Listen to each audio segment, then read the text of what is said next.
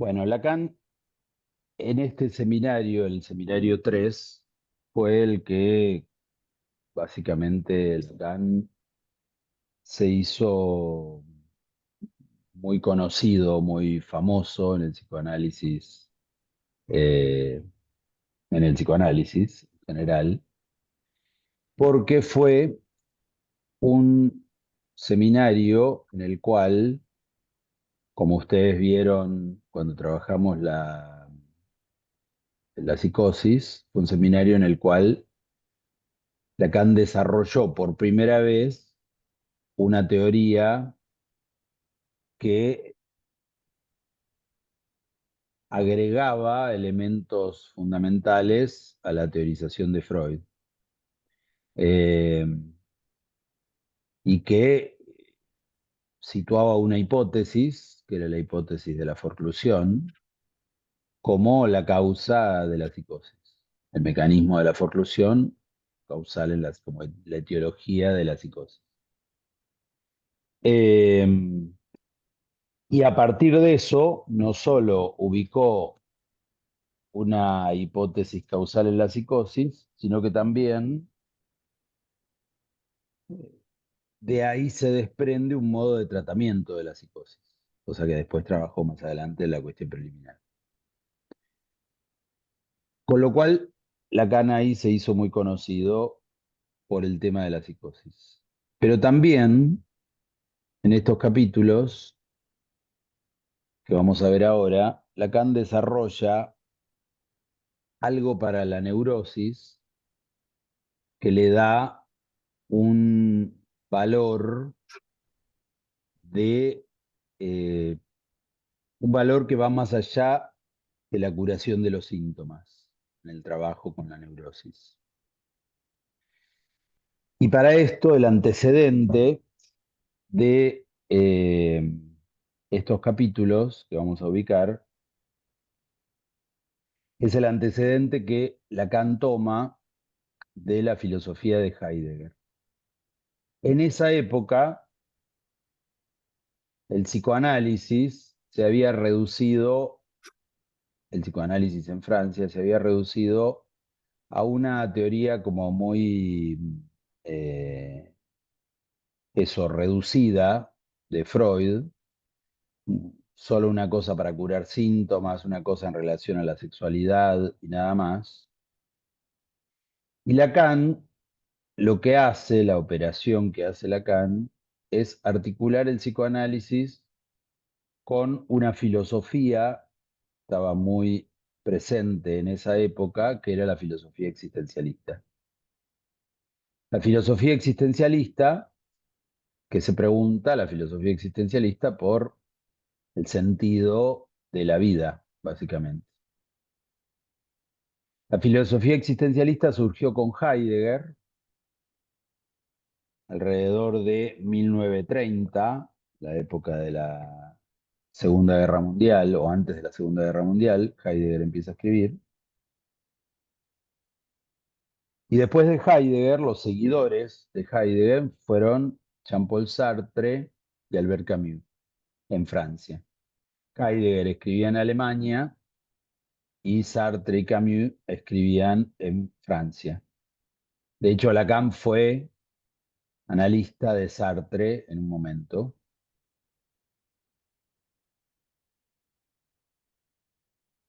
Y en la época de Lacan, que era los años 50, 60, la filosofía existencialista estaba muy en un momento de mucha producción.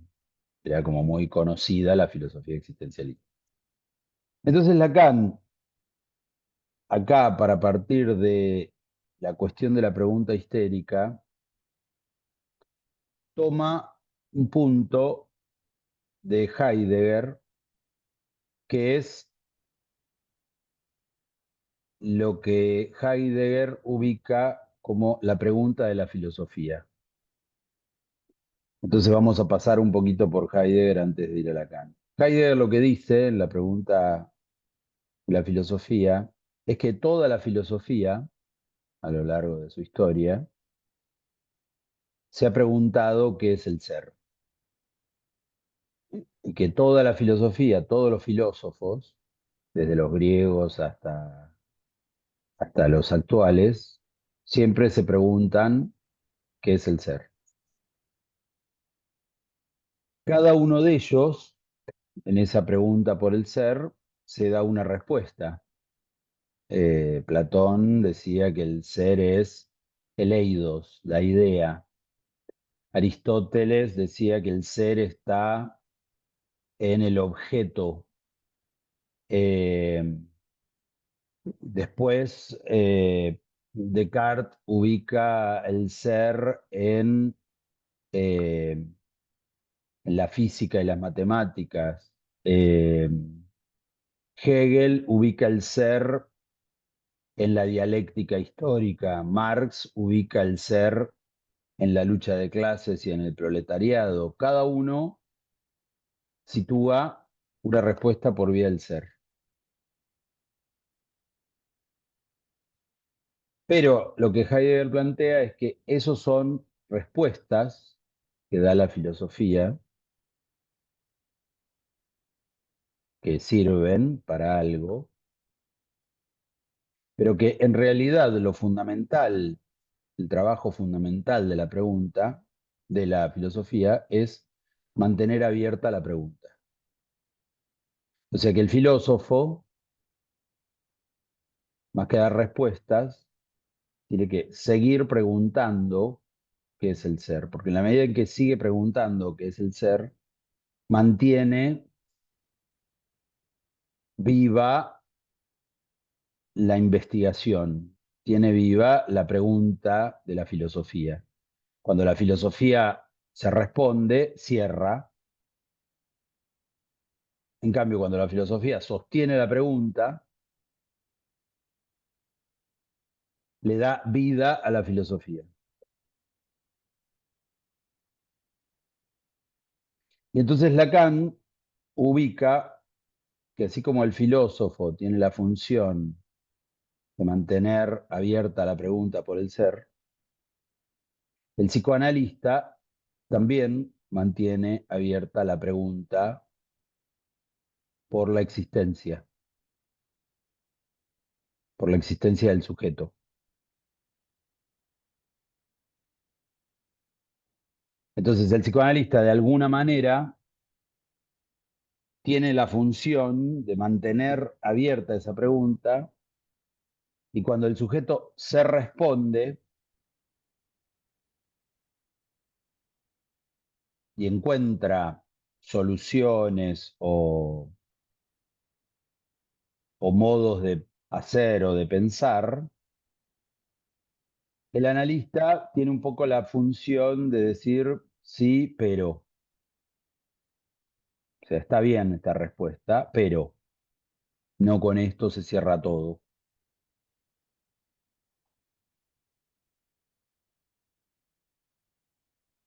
porque eso mantiene abierta la pregunta del sujeto.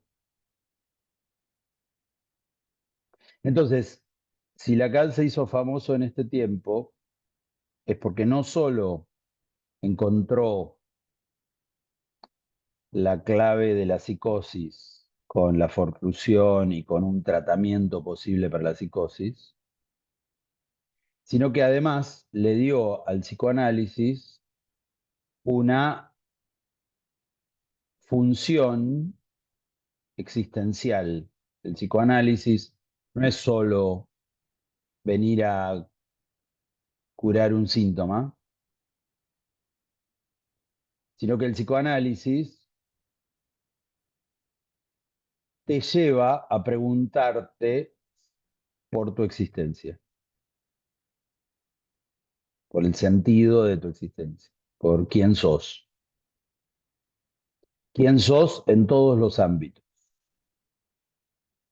En los ámbitos de tus identificaciones, en los ámbitos de tus engaños del inconsciente, engaños del yo, exigencias del super yo, te lleva a preguntarte hasta el fondo quién sos. Y eso le dio al psicoanálisis un peso mucho mayor en esa época, por eso Lacan se hizo como muy conocido en ese momento, porque el psicoanálisis empezó a tener como una posición existencial. Uno va a un análisis a preguntarse todo, no solo va a tratar de curar un problema. Y el análisis, vos vas con una pregunta y el análisis te devuelve otra pregunta mucho mayor,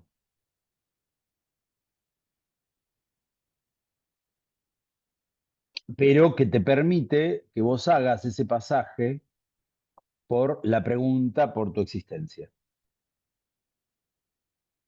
Que al menos una vez en tu vida vos pases por ese pasaje y te hagas esa pregunta y el analista sostiene esa pregunta.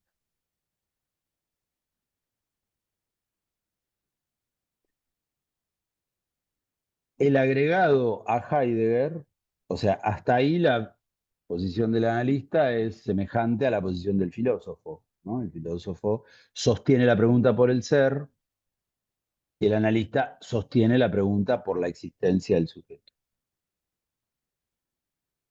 Pero la diferencia que hace Lacan en relación a Heidegger y a la filosofía existencial es que además Lacan agrega el inconsciente freudiano. O sea que hay toda una parte que el sujeto se puede hacer la pregunta, pero hay toda una parte que el sujeto no sabe de sí mismo. Y entonces la pregunta por la existencia incluye la dimensión del inconsciente. Se pregunta no solo por el sentido de su vida, sino por todo lo que no sabe en relación al sentido de su vida.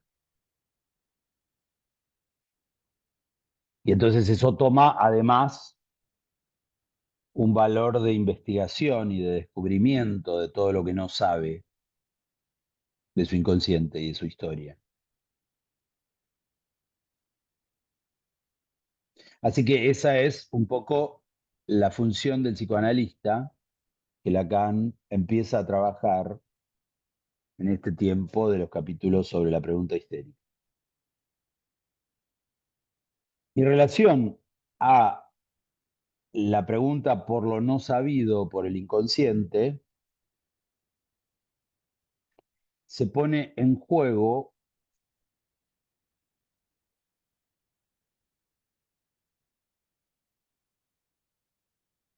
que esa pregunta por la existencia, si el sujeto es un neurótico, es una pregunta que se correlaciona con la pregunta que hace la neurosis. Lacan va a decir acá en estos capítulos que la neurosis misma es una pregunta.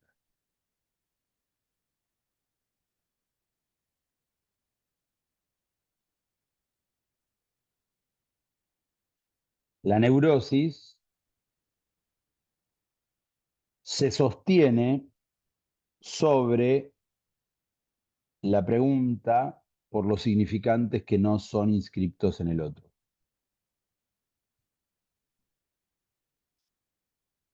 Ya hemos trabajado, cuando hablábamos del autosum, cuando hablábamos de psicosis, hemos hablado de los significantes que no se inscribían en el otro. ¿Cuáles eran los que Freud decía que no se inscriben en el aparato psíquico?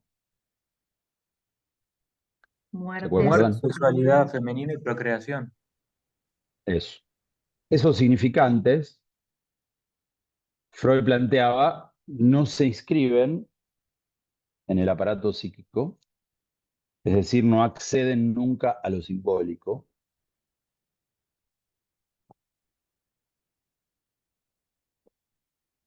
Y alrededor de ellos se configura la pregunta de la neurosis, porque en los tres, la sexualidad femenina, la muerte y la procreación, tocan puntos fundamentales de la existencia. Decíamos, bueno, es una pregunta sobre la existencia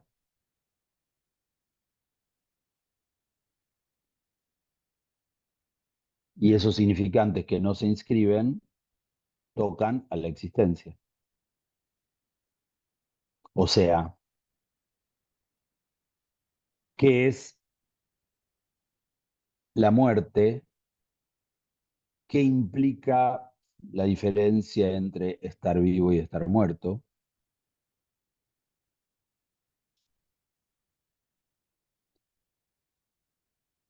¿Qué es la sexualidad femenina si no está inscripta? ¿Qué implica la sexualidad femenina tanto para una mujer como para un hombre, como para cualquier género? El hecho de que a nivel de la sexualidad femenina no haya un significante que dé cuenta de la sexualidad femenina, eso toca a alguien que se ubica del lado mujer o a alguien que se ubica del lado hombre o alguien que se ubica de cualquier género.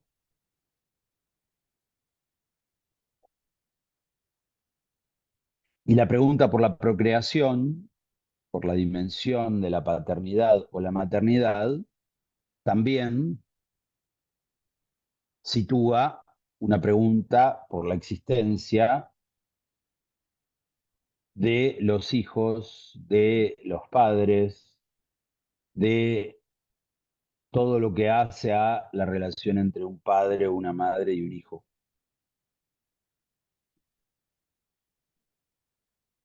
Con lo cual, la pregunta por la existencia, en el sentido filosófico que decía Lacan,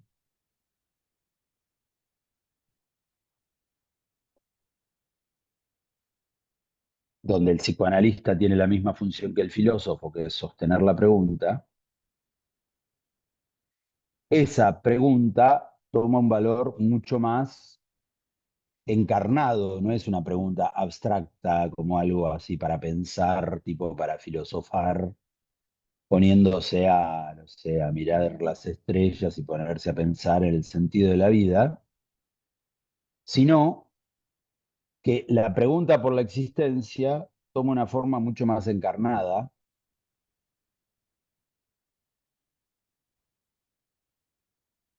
mucho más que interpela al sujeto, porque el sujeto tarde o temprano se va a encontrar con las tres preguntas.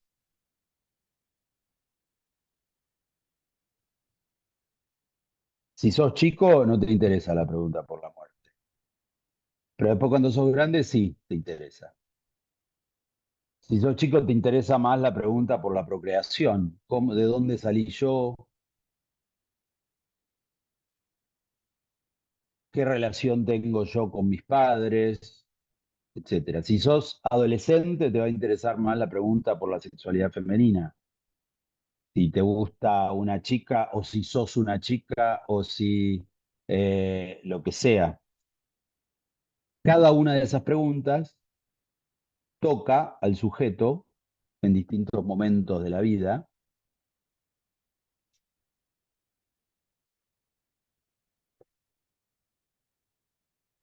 y además lo toca en el punto donde esa pregunta no tiene respuesta porque no está inscripta, porque no se inscribe en el aparato psíquico. Con lo cual, por eso Lacan dice que la neurosis misma es una pregunta. La neurosis toma la forma de una pregunta.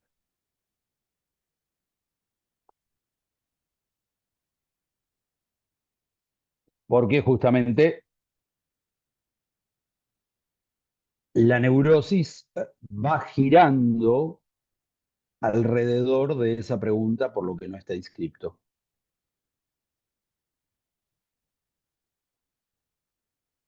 Y entonces el neurótico se da respuestas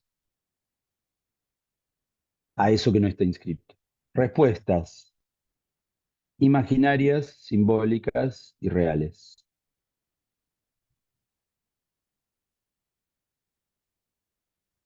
La cultura, por ¿Cómo ejemplo, son, profe, cómo son las respuestas? respuestas, por ejemplo, identificaciones. ¿Qué es una mujer? Y ser como mi mamá. ¿Qué es una mujer? Ser como, ¿cómo se llama? Lali Espósito, Tini, no sé cuánto.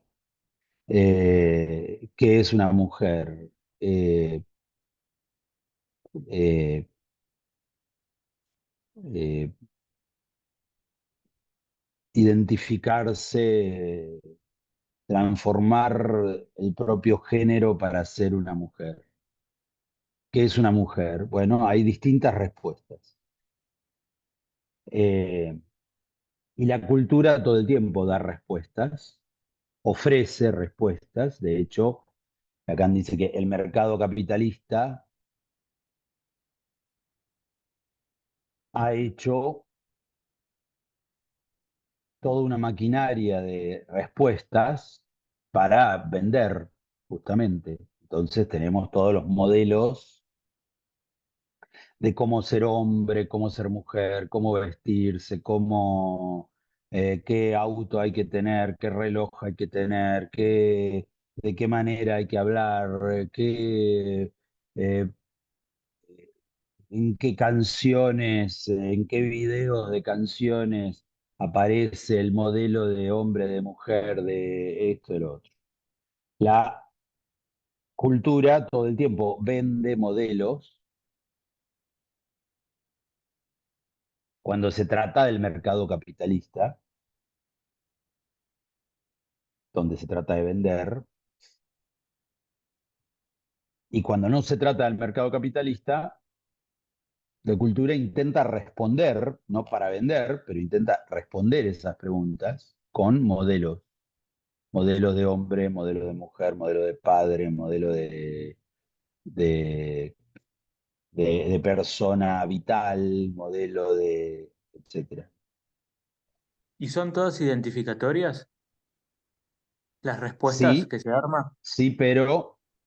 sí, pero en el plano hay que diferenciar las simbólicas de las imaginarias, en el sentido de cuando se trata de identificaciones a significantes o cuando se trata de identificaciones a imágenes. O sea, Ah, identificaciones del yo o identificación significante. Y después, la tercera respuesta, que es la más consistente, que no la da la cultura y que no la da el otro, es la respuesta real, que es la respuesta que da el fantasma. El fantasma es una respuesta a la pregunta de la neurosis y da una respuesta que sostiene al sujeto, pero que también es una respuesta engañosa. Ya trabajaremos la cuestión del fantasma. Entonces, a nivel de las respuestas tenemos las identificaciones imaginarias, las simbólicas y la respuesta fantasmática real.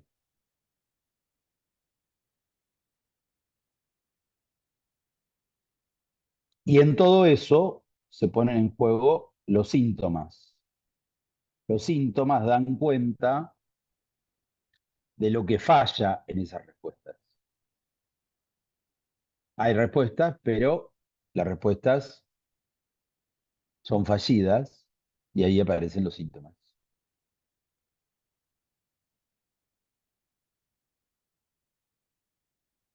Entonces, toda la neurosis queda como la producción de esa pregunta. Profe, ¿podría repetir lo de los síntomas? Los síntomas tienen que ver con lo que falla de esas respuestas, lo que implica darse una respuesta, pero esa respuesta es fallida y entonces aparecen en esa falla síntomas, porque no alcanza con esa respuesta. Y entonces aparecen los síntomas en el punto de falla de esa respuesta. Página 249 del seminario 3.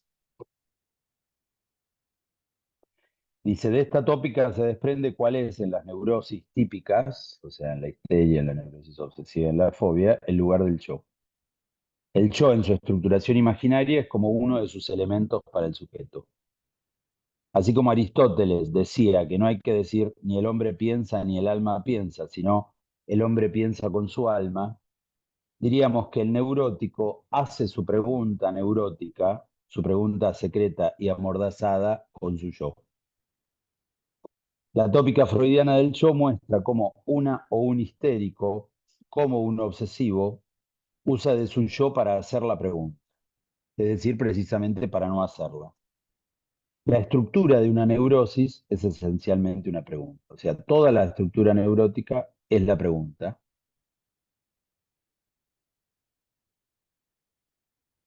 Y por eso mismo fue para nosotros durante largo tiempo una pura y simple pregunta, porque el neurótico está en una posición de simetría en la misma pregunta que nos hacemos. O sea, el analista tampoco tiene la respuesta, porque para el analista tampoco están inscriptos esos significantes. Entonces el neurótico está en una posición simétrica al analista con respecto a esa pregunta. Y es justamente porque ella nos involucra tanto como a él que nos repugna fuertemente formularla con mayor precisión. O sea, el analista tampoco quiere saber de esa pregunta. Pero justamente la función del analista es la de sostener esa pregunta. ¿Para qué? ¿Para qué sostenerla? Para justamente trabajar esas respuestas que se da el sujeto. Esas respuestas que son respuestas sintomáticas, que son respuestas de las que el sujeto sufre.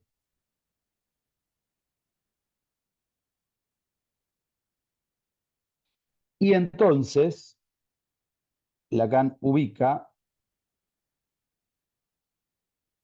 en estos capítulos que la diferencia entre la histeria y la neurosis obsesiva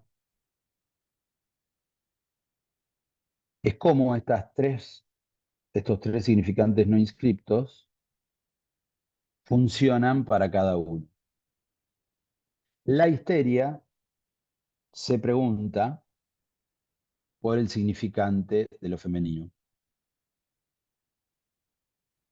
Entonces, como decíamos, toda la neurosis es una pregunta.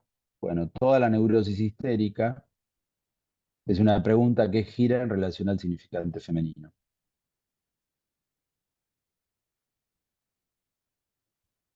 Puede ser una histeria mujer o puede ser una histeria hombre. Igual se pregunta qué es una mujer. Por otro lado, el obsesivo se pregunta qué es la muerte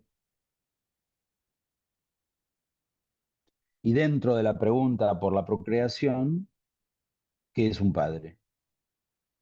Porque la procreación implica padre y madre, pero el obsesivo se pregunta especialmente por el padre. Entonces, las preguntas del obsesivo son qué es la muerte y qué es un padre. La pregunta de la histeria es qué es una mujer.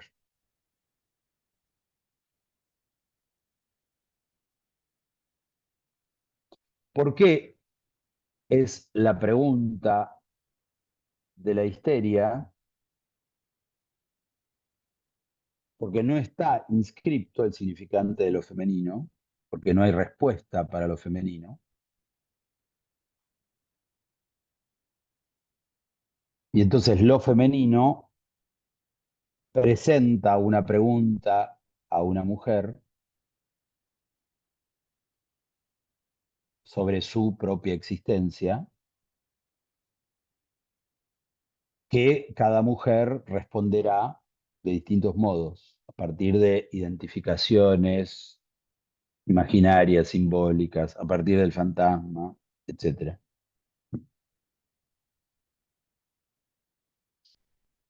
¿Y por qué esto es así? Porque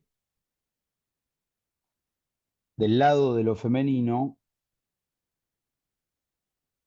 el Edipo femenino implica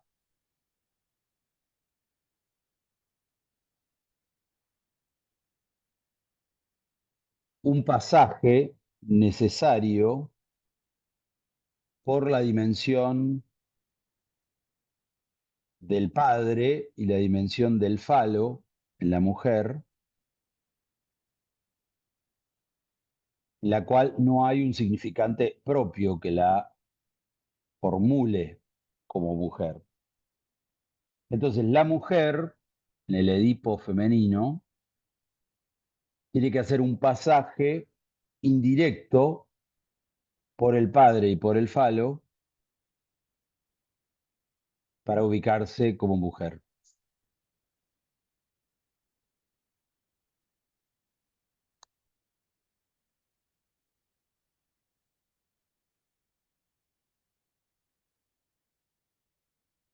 Entonces,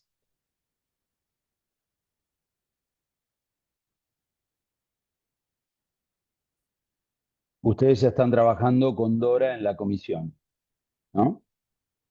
Entonces, acá en la página 249 dice, ¿quién es Dora?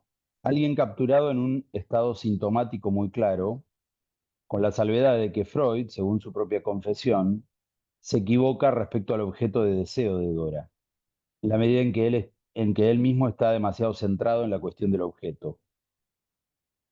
Se pregunta qué desea Dora antes de preguntarse quién desea en Dora.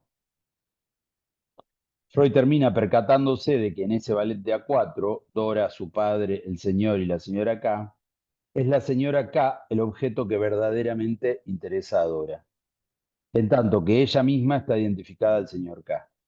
Entonces, irán viendo en todo el trabajo que Lacan hace sobre Dora que la pregunta central de Dora está ubicada en la señora K. Todo lo que le pasa a Dora gira alrededor de lo que Lacan llama la otra mujer. En la histeria siempre está presente la otra mujer, porque la otra mujer sabe algo de lo femenino, de lo cual el sujeto no sabe. La función de la otra mujer es la de encarnar esa pregunta. Entonces en la histeria siempre hay la amiga, la chica de la que está celosa, la exnovia del novio, la exmujer, la prima, la madre, quien sea, hay otra mujer que encarna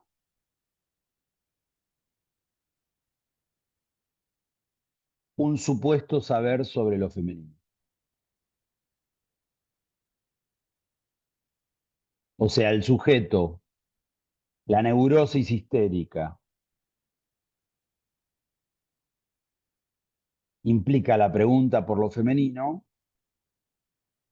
y sintomáticamente siempre aparece una mujer, o sea, la otra mujer, que podría dar respuestas sobre lo femenino. En este caso, la señora K es la otra mujer de Dora.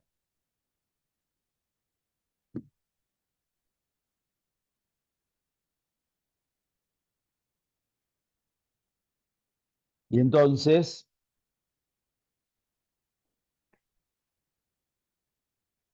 Lacan toma los dos síntomas principales de Dora, que son la tos y la afonía. Y dice de la afonía de Dora se produce durante las ausencias del señor K. Y Freud lo explica de un modo bastante bonito. Ella ya no necesita hablar de él si no está, solo queda escribir. Esto de todos modos nos deja algo pensativas. Si ella se calla así, se debe de hecho a que el modo de objetivación no está puesto en ningún otro lado. La afonía aparece porque Dora es dejada directamente en presencia de la señora K.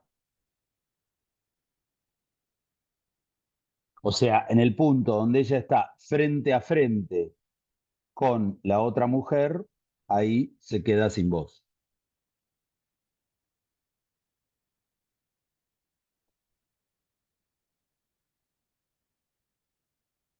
¿Qué dice Dora mediante su neurosis?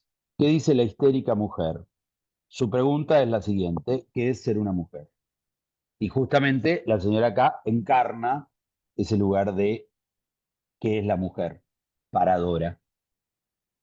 O sea, Dora de algún modo cree poder tener una respuesta de qué es una mujer en su observación de la señora K.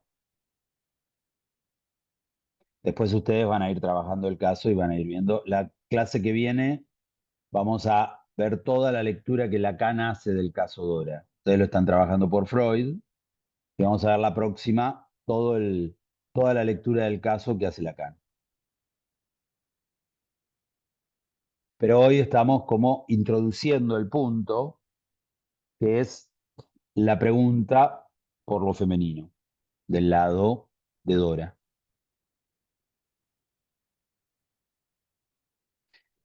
En el capítulo anterior,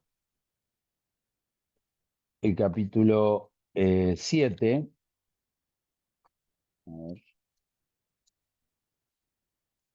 no, este es el capítulo 12.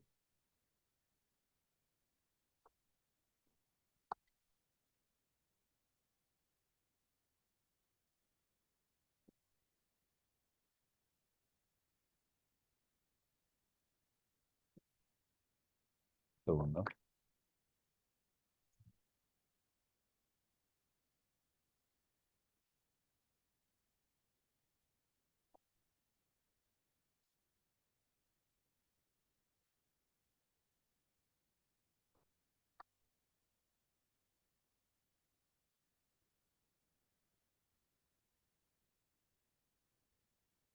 Bueno, en el capítulo anterior, Lacan trabaja,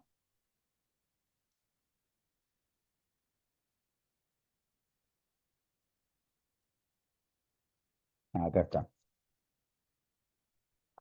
en el capítulo 11, Lacan trabaja un caso de una histeria masculina, o sea, de un hombre histérico, que es el caso del tranviario,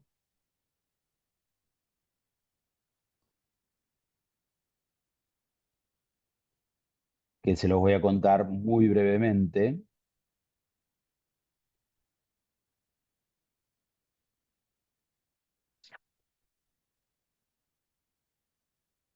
Se trata de un hombre, a ver, esperen que lo estoy buscando, que ahora se me perdió.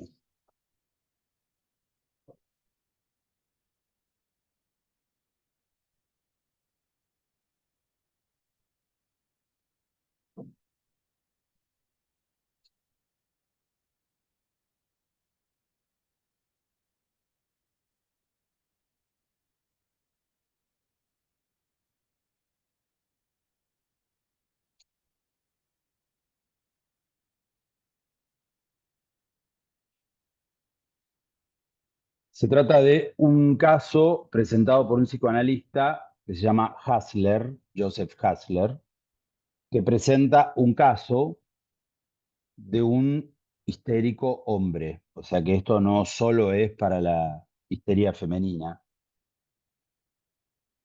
Es un hombre que trabaja como guardia de tranvía y que en cierto momento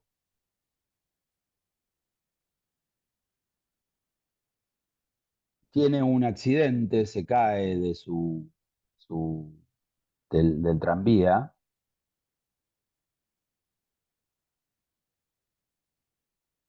y luego de la caída tiene un chichón, le hacen estudios, está todo bien, pero sin embargo empieza a tener un dolor en el pecho que que se presenta todo el tiempo y que él todo el tiempo está pensando en eso. Ese dolor en el pecho que se extiende a todo el estómago, por momentos se hace muy fuerte y hasta por momentos se desmaya por ese dolor. De una manera que los médicos, cuando lo analizan, no entienden qué es porque no responde a ninguna cuestión corporal. Y empieza a aparecer la sospecha de un síntoma conversivo, ¿sí? En que nada de ese dolor responde a no tiene nada quebrado, no tiene nada, lo estudian por todos lados y no tiene nada. La cuestión es que lo derivan porque sospechan que se trata de un síntoma conversivo y lo derivan al analista, a Hassler, que lo empieza a ver. Cuando el analista lo empieza a ver, lo que aparece como importante es que en este momento donde se pegó, donde tuvo ese accidente y se cayó del tranvía, le hicieron radiografías, cosas que hasta ese momento las radiografías en ese momento eran algo muy poco conocido. Y entonces él lo impresionó mucho ver la parte interna de su cuerpo en las radiografías. Cuando vio las radiografías se impresionó mucho por verse por dentro.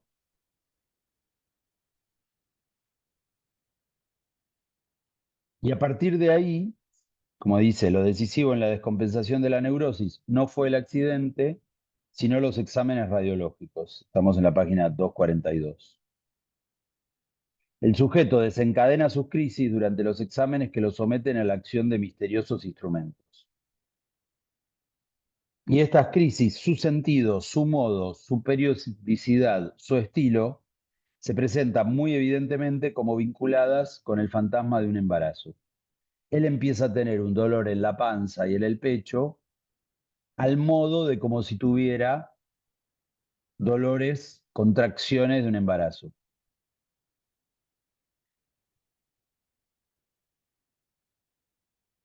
A partir de haber visto su cuerpo por dentro, el efecto que le produce es el efecto de una pregunta con tintes femeninos, con tintes de cómo él puede ver su propio cuerpo, su cuerpo en la parte de la panza, por dentro,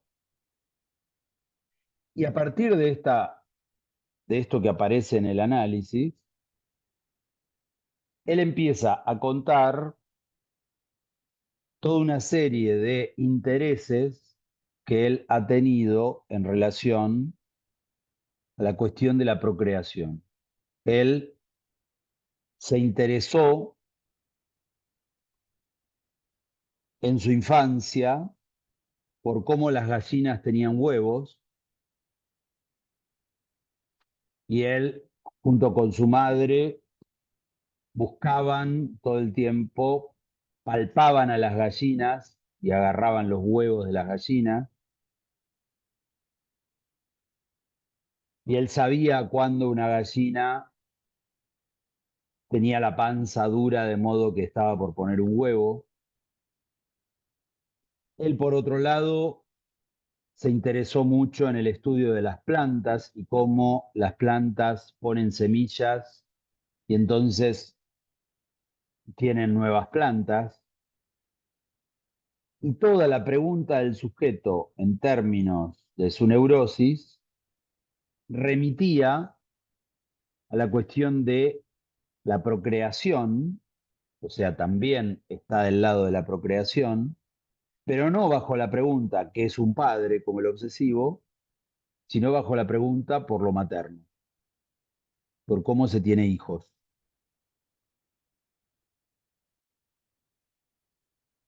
Y esto lo lleva a un recuerdo que fue traumático para él, de una vez en la cual una vecina de su casa, que estaba a los gritos, con todos los vecinos adentro de la casa y el médico, que estaba pariendo, pero en ese parto todo salió mal y el niño se murió y lo tuvieron que sacar como un aborto y entonces él vio el niño muerto y medio en pedazos. Ese recuerdo traumático de la infancia también está ligado a la cuestión de la procreación, del tener hijos, pero el tener hijos del lado materno.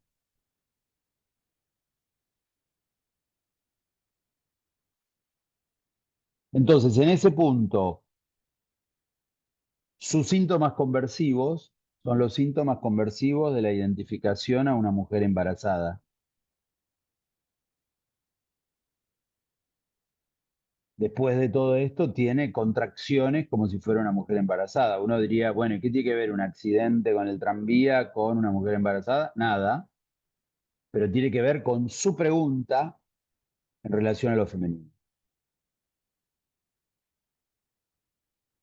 Lacan aclara, no se trata de que él sea homosexual o de que se sienta una mujer o que sea trans, nada de eso. Sí se trata de identificación a lo femenino. Es un hombre que está casado, que tiene una mujer, etcétera, etcétera, pero él en su cuerpo, la conversión histérica es una conversión histérica de una identificación a lo femenino. Entonces, por un lado, el caso del tranviario se identifica con una mujer pariendo o una mujer embarazada. Dora se identifica con la señora K.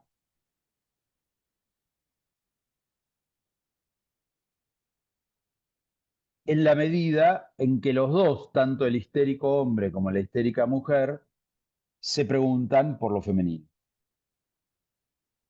¿Cuál es la función del analista? Volviendo a lo que decíamos antes de Heidegger, es sostener esa pregunta por lo femenino.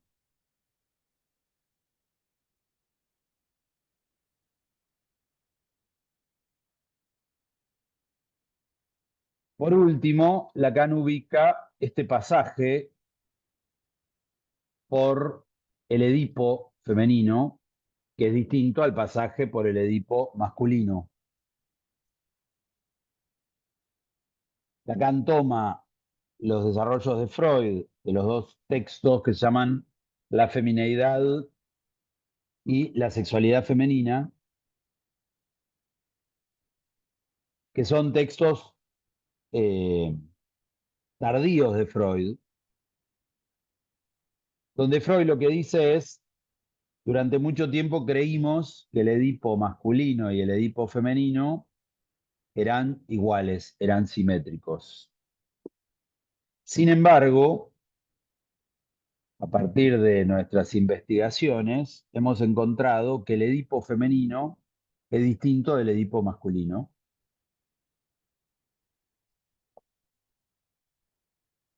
En la medida en que hay un momento que Freud llama preedípico,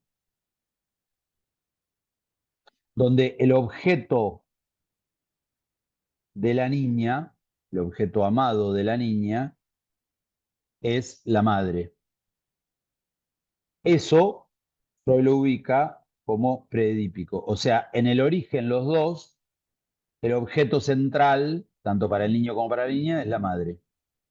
El niño inicia su Edipo enamorado de la madre y la niña inicia su preedipo también enamorada de la madre.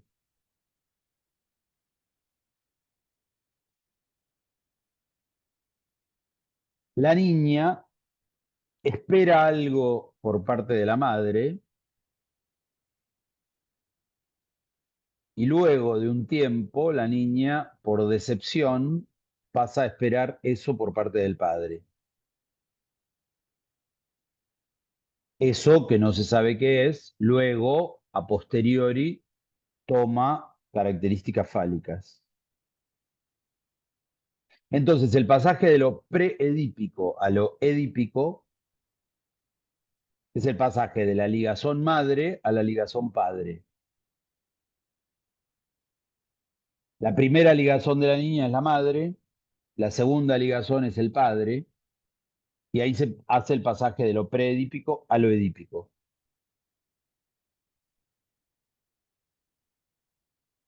Cuando la niña hace el pasaje al padre, ahí está el punto, se identifica con el padre en términos de que el único significante o símbolo en Freud para ubicar la sexualidad es el falo. Entonces la niña se identifica fálicamente con el padre. Entonces Lacan lo que plantea es, en la histeria, en este pasaje al padre, en la histeria siempre hay un momento de identificación viril. Y así habla de la identificación viril de la histeria. Hay un momento donde la histeria se hace un poco masculina, se identifica al hombre como momento normal de su pasaje por el Edipo. La identificación viril es un momento propio del pasaje a la ligazón padre. Entonces la niña cuenta con esa identificación al hombre,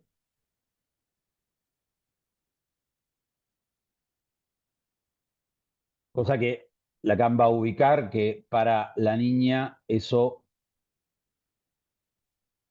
es importante porque desde ahí una mujer conoce a un hombre, entiende la lógica masculina de un modo que un hombre nunca va a acceder. O sea, un hombre nunca entiende a una mujer, en cambio una mujer sí entiende a un hombre. ¿Sí? Los hombres, para los hombres, las mujeres son algo extraño que nunca se termina de entender qué es, justamente porque no hay significante de lo femenino. En cambio, para una mujer ese pasaje por la identificación viril permite un cierto dominio, un cierto entendimiento de la lógica masculina.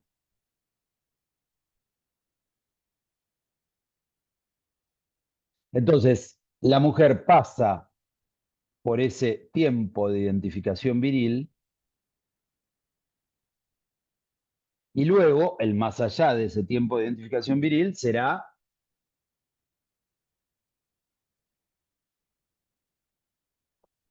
justamente lo histérico en el sentido de la pregunta por lo femenino.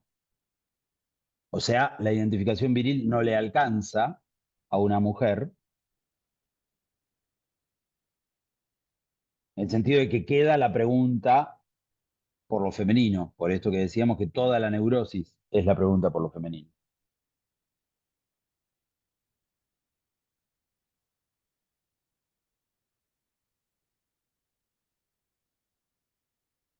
Por eso dice Lacan que la histeria es más frecuente en las mujeres que en los hombres.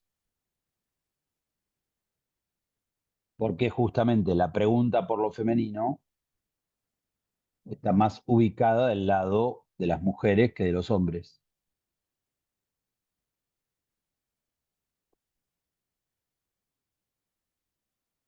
Entonces Lacan, página 254, dice, en este entrecruzamiento de lo imaginario y lo simbólico está la fuente de la función esencial que desempeña el yo en la estructuración de la neurosis. Cuando Dora se pregunta ¿qué es una mujer?, intenta simbolizar el órgano femenino en cuanto tal.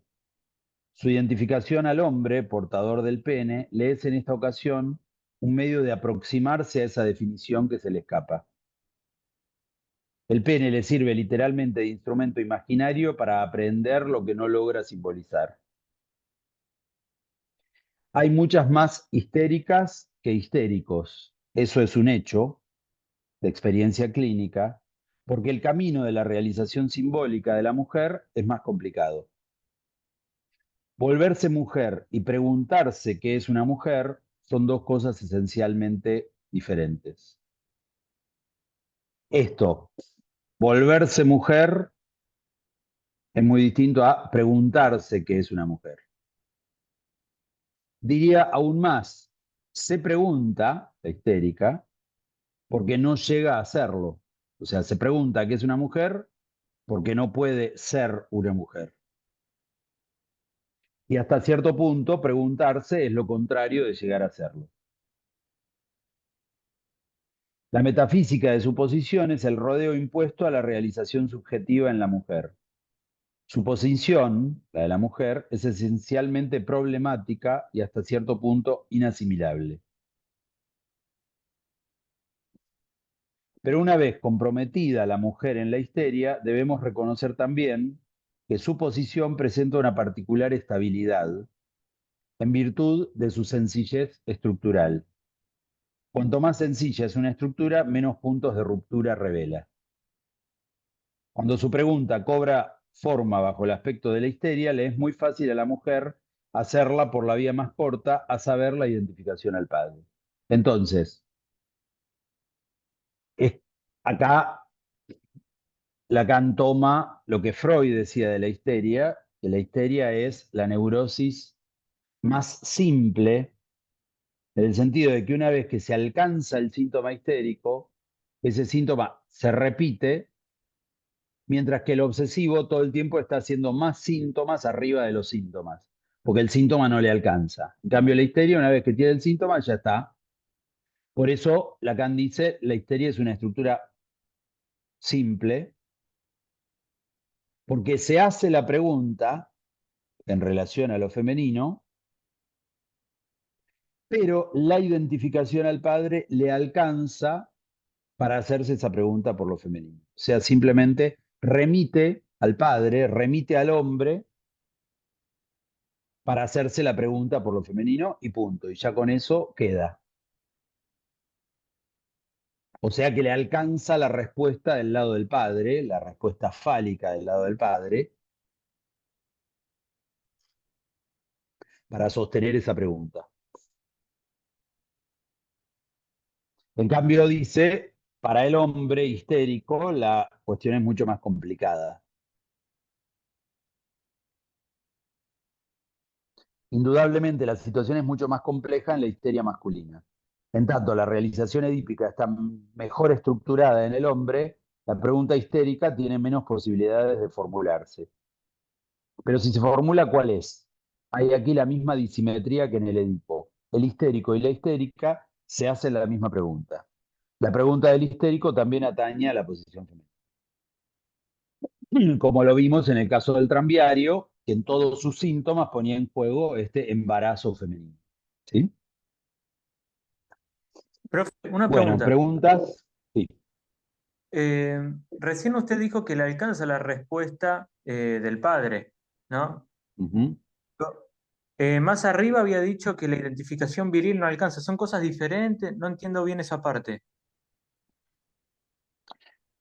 Porque, por un lado, la identificación viril es un momento, o sea, la niña pasa por un tiempo de identificación viril para simbolizar algo de lo femenino, lo simboliza mediante el falo. Entonces, eso pasa por el falo como elemento de pasaje edípico, pero no le alcanza con el falo para la pregunta por lo femenino. Justamente el falo es insuficiente. El falo le sirve para la identificación viril, para de algún modo identificarse en algo a lo masculino, pero esa identificación masculina no le sirve para la pregunta por lo femenino. Ahora bien, el padre le sirve como lugar de identificación, porque el padre es el que tiene un lazo con una mujer, sea la madre o sea otra mujer, pero el padre es quien representa en el ideal del yo para la niña, en lugar de ser el que está con una mujer, el que desea a una mujer. Entonces, en la pregunta de qué es una mujer, la mirada del padre siempre es fundamental. ¿Qué desea el padre? Para la pregunta de qué es una mujer, siempre el deseo del padre es un instrumento de la respuesta. No es una respuesta, pero es un instrumento de la respuesta.